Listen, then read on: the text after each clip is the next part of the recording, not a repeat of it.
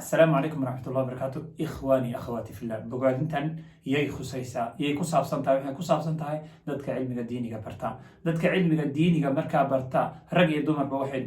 noqdaan haddaad tihiin kuwa cilmiga ilaahay baranaya cilmiga ilaahay lama dhameeyo oo annaga dhamaanayna qofka barta imaaniga cilmi diini faa'iideysta ee barta hadduu sidaa kusii socdo muxuu ilaahay hortiisa ka helayaa nabiga sallallahu alayhi wasallam ayaa tilmaamay wuxuu yiri qofkii ilaahay man jaa ajaluhu wa yatlubu al-ilma laqiya Allah wa lam yakun baynahu wa bayna nabiyyin illa darajatan nubuwwa rawahu at-tabarani nabiga sallallahu alayhi wasallam wuxuu yiri qofkii ajashiisa u timaado isagoo ilaahay subhanahu wa ta'ala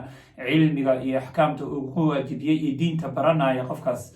qofkaasi isagii ambiyada ilaahay subhanahu wa ta'ala darajada nubuwada kaliya u dhaxaynaysa waayo ambiyada ilaahay subhanahu wa ta'ala darajada ku xigta noqonaysa waayo ambiyada mar walba way ka sareynayaan waayo ku ilaahay doortay ilaahay baa doortay oo ambiyo ka dhigay marka adiga darajada ku xigta noqonaysa cilmiga diiniga barashadiisa waxa lagu haleelaa in darajada ambiyada ku xigta aad marka noqotid ka faa'iideysi wacan